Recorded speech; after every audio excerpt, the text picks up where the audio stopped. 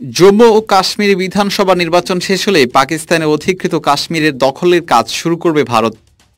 এমনটাই দাবি করেছেন ভারতের উত্তরপ্রদেশের মুখ্যমন্ত্রী যোগী আদিত্যনাথ। বৃহস্পতিবার জম্মুর পুরা এলাকায় বিজেপির নির্বাচনী সভায় তিনি বলেন, পাকিস্তান অধিকৃত কাশ্মীর আদতে জম্মু ও কাশ্মীরেরই অংশ। এই বিধানসভার ভোট শেষ হলে পাক অধিকৃত কাশ্মীরকে আবার জম্মু ও কাশ্মীরের অংশ করে তোলা হবে। এর আগে লোকসভা নির্বাচনের প্রচারণায় বিজেপি নেতা তথা মুখ্যমন্ত্রী হিমন্ত বিশ্ব শর্মা বলেছিলেন, নরেন্দ্র মোদীর নেতৃত্বে বিজেপি 400 আসনে জিতলেই পাক অধিকৃত কাশ্মীর দখল করে ভারতে যুক্ত করা হবে।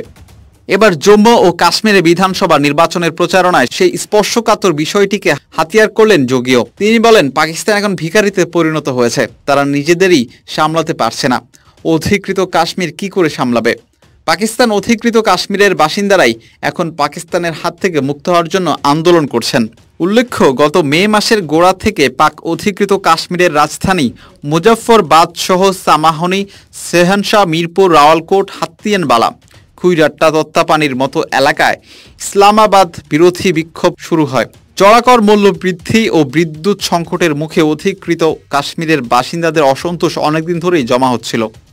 সূত্রের দাবি, ওই অঞ্চলে উৎপন্ন বিদ্যুৎ সরবরাহ করা হচ্ছে পাকিস্তানের অন্যান্য শহরে।